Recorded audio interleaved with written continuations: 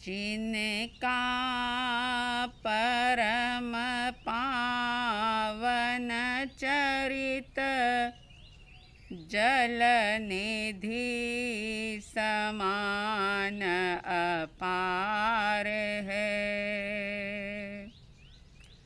जिनके गुणों के कथन में गणधर न पावे पार है। बस वीतराग विज्ञान ही जिनके कथन का सार है। उन सर्वदर्शी सन्मति को वंदना शत बार है। उन सर्वदर्शी सन्मति को वंदना शत बार है।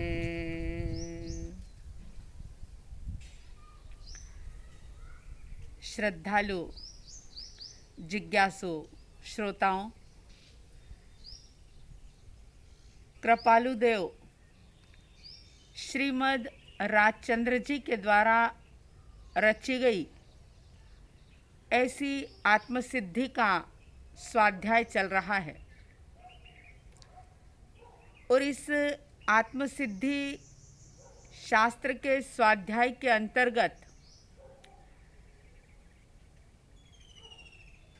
मतार्थी जीव के लक्षण की बात चल रही है। अभी ये सारी बातें सिर्फ हमारी भूमिका तैयार करने के लिए है। जो इस आत्मसिद्धि के अंदर 6 पद की बात कही गई, वो बात लगभग 42 गाथा के बाद शुरू होगी। इसकी 32 गाथाएं परिसंपन्न हुई थी। आइए 33वीं गाथा, जिसमें श्रीमद् जी ने कहा था, लक्षण कयामतार्थिना मतार्थ जानवा काज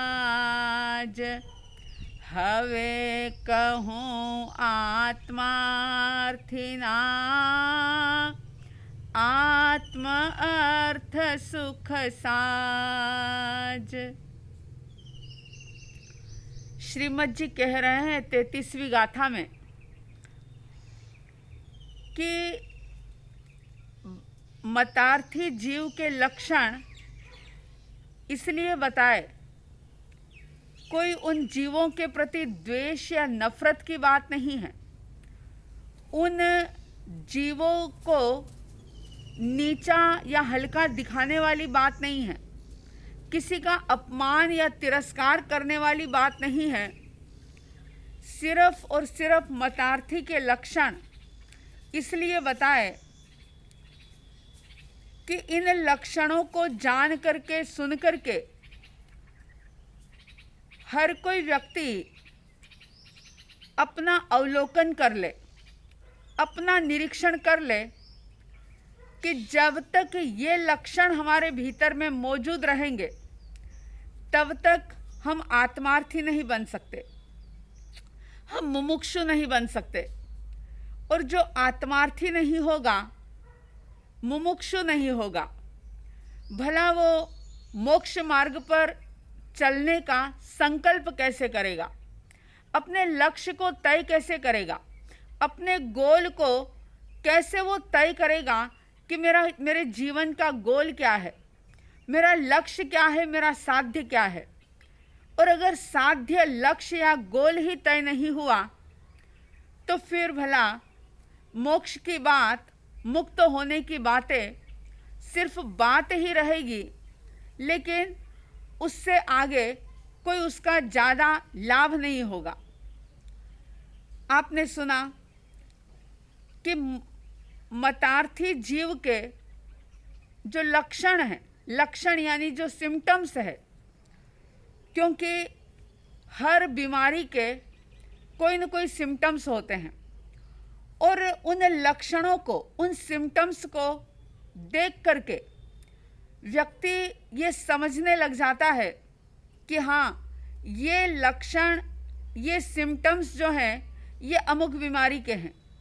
जैसे अगर हम वर्तमान काल की बात करें तो आज के दौर में बाकी सारी बीमारियां गौण हो गई और चारों तरफ कोरोना कोरोना कोरोना का ही जैसे शब्द सुनाई दे रहा है।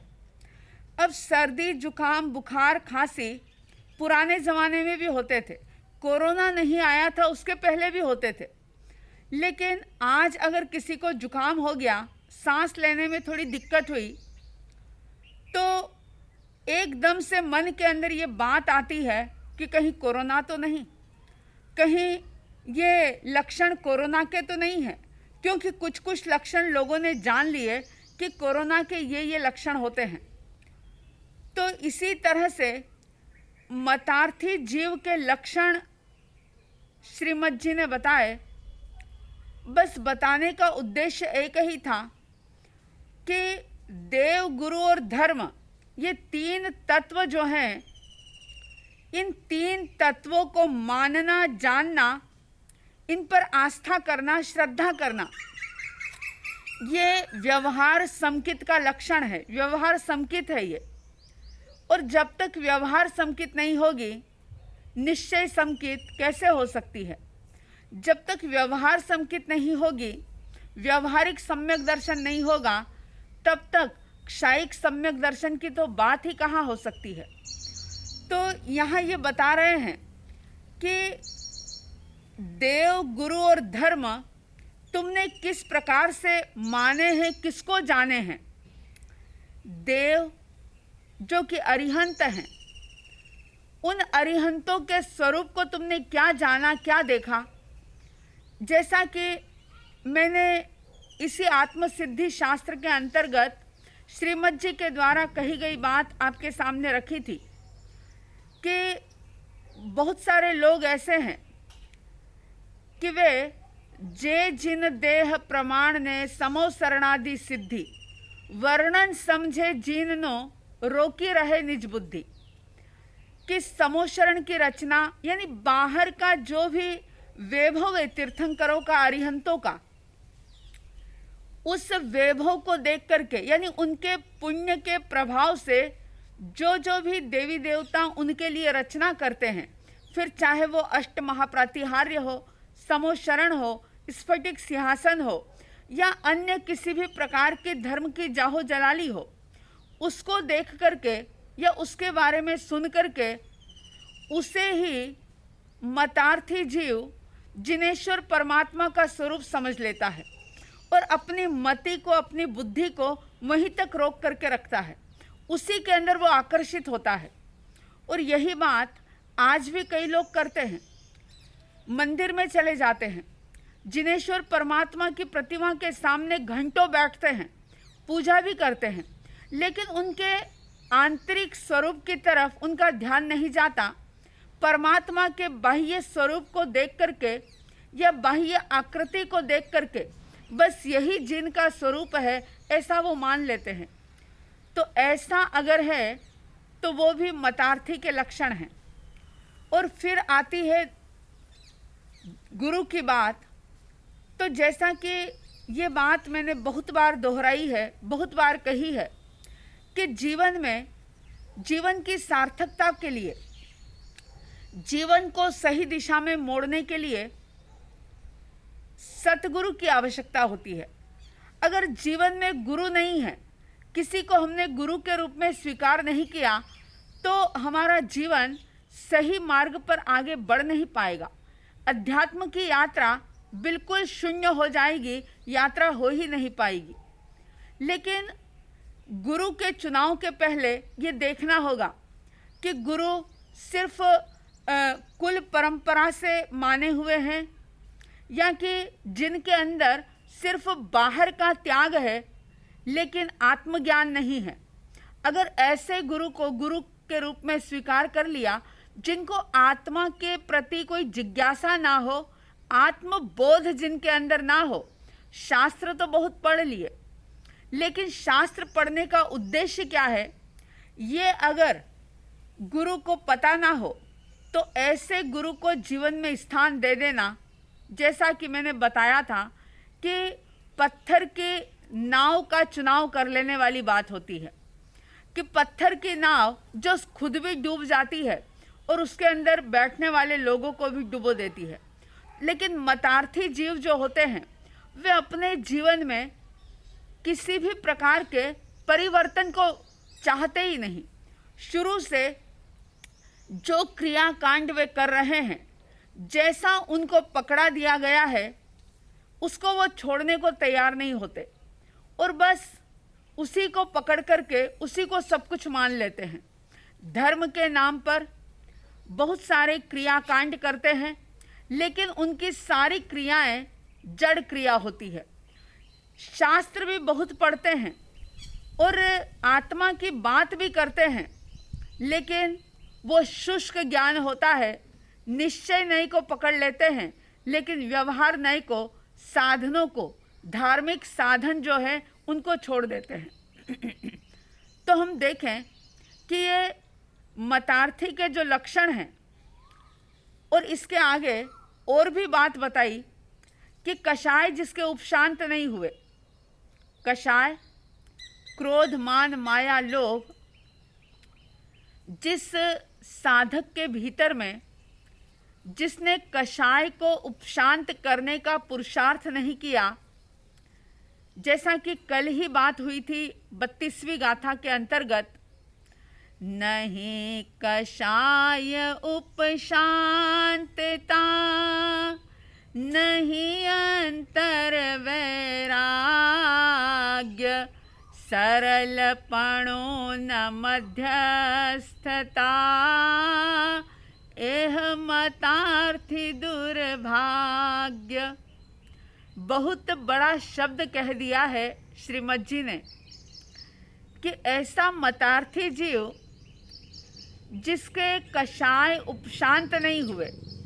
दिखते तो हैं कि कषाय शांत हैं लेकिन जैसे ही कोई भी प्रतिकूल निमित्त मिलता है, जरा सा कोई कषाय को उद्वेलित करने वाला निमित्त मिलता है कि वह जीव, वह साधक या वो गृहस्थ या वो साधु, जरा सा निमित्त मिलने पर या कषाय का उदय होने पर वो एकदम से उस बहाव के अंदर बह जाता है।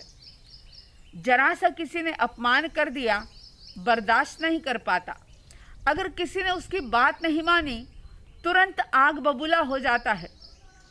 अगर आत्मा की कोई बात कही जाए, साक्षी भाव वो रख नहीं पाता, छल और प्रपंच करता है, धोखा करता है। लोभ और लालच भीतर में भरा हुआ होता है लेकिन फिर भी संतोषी होने का वो दिखावा करता है। कषाय शांत नहीं होते और जैसे ही जरा सा निमित्त मिला कि वो भीतर में दबी हुई चिंगारी एकदम से बाहर दावानल बन करके फूट पड़ती है। तो नहीं कषाय उपशांतता, ये भी मतार्थी जीव के लक्षण हैं। और नहीं अंतर वैराग्य, अंदर का वैराग्य नहीं है। बाहर का त्याग है लेकिन भीतर का वैराग्य नहीं है। ये बात याद रखना कि अगर भीतर का वैराग्य है यानी आसक्ति घट रही है तो बाहर से किसी चीज का त्याग किया है या नहीं किया है कोई ज़्यादा मायना नहीं रखता। लेकिन अगर अंतर का त्याग नहीं है, अंतर का वैराग्य नहीं है, भीतर की आसक्ति बरकरार है और बाहर से कितनी भी वस्तुओं का त्याग कर दिया, घर छोड़ दिया, परिवार छोड़ दिया, समाज छोड़ दिया, और तो और जंगल की गुफाओं में जाकर के भी वास कर लिया, लेकिन अंदर का अगर वैराग्य नहीं है तो श्रीमद जी कह रहे हैं कि घर, कुटुंब, परिवार, परिग्रह सब कुछ छोड़ देने के बावजूद भी हर पल अंदर से वो उन सारी चीज़ों का उपभोग करता ही चला जा रहा है। तो भीतर का वैराग्य जरूरी है। और सरलपणु न मध्यस्थता, सरलता बिल्कुल भी नहीं है। और जहाँ सरलता ना हो, जहाँ अहंकार है, वहाँ सरलता नहीं है। और जहाँ सरलता नहीं वहाँ मृदुता नहीं है। तो जहाँ सरलता ना हो, अगर कोई जरा से भी अपनी गलती की ओर इंगित कर दे, फिर चाहे वो माता पिता हो, चाहे वो गुरुजन हो, अगर जरा सा भी गलती बता दे तो देखना होगा कि उस गलती को सुनकर के, उस दोष के बारे में, अपने दोष के बारे में दूसरों के मुख से सुनकर के प्रसन्नता होती है या नहीं होती, कि बताने वाले के ऊपर द्वेष आता है। वहीं पर बहस करना हम शुरू कर देते हैं कि नहीं ऐसा है नहीं, ये तो बात ऐसी नहीं ऐसी थी ना, इसलिए ऐसा हुआ। यानी अपनी सफाइयाँ देना हम शुरू कर देते हैं और फिर कहते हैं कि हम तो बहुत सरल हैं। ये स्वयं ही स्वयं के साथ छलावा होता है, ये दिखावा होता है। तो श्रीमद जी कह रहे हैं कि जिसमें सरलता नहीं है, मध्यस्थता नहीं है, जिसके रोम रोम में पक्षपात भरा हुआ है, अगर मेरे मत की कोई बात है, यानी मेरे उपयोगी कोई बात है, तो वो बात चाहे गलत है तो भी अच्छी है। और जिस बात से मेरे ईगो को हर्ट होता है या मेरे अहम को चोट पहुंचती है, वो बात वीतराग परमात्मा की है तो भी गलत है। अगर ऐसा पक्षपात जीवन के अंदर है तो समझ लेना कि ये मतार्थीपना है।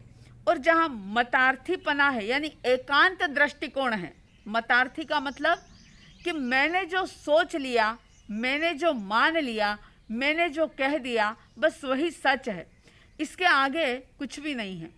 अगर ऐसा आग्रह जीवन के अंदर है, अगर हम अध्यात्म की बात ना भी करें, व्यवहारिक जीवन की भी अगर बात करें, तो आप देखें कि ऐसा हठाग्रही व्यक्ति घर परिवार के अंदर भी चैन और सुकून का वातावरण बनने नहीं देता। वह सह अस्तित्व की भावना से बिल्कुल रहित होता है। किसी के साथ वो जी नहीं सकता, क्योंकि हर जगह उसका अपना आग्रह होता है, उसकी अपनी हट होती है। और इस हटाग्रह को, दुराग्रह को, मतार्थ को दूर करने के लिए ही भगवान महावीर स्वामी जी ने अनेकांत का सिद्धांत दिया था कि अगर और कोई बात समझ में ना आए तो इतना समझ लो कि सत्य जो है वो मेरा है, मेरा ही सत्य है, ऐसा मत आग्रह करो। जहाँ से भी सत्य मिले उसे स्वीकार करो। एक छोटा सा बालक अपनी मम्मी के पास आया और कहता है कि मम्मा मैं कल से स्कूल नहीं जाऊंगा।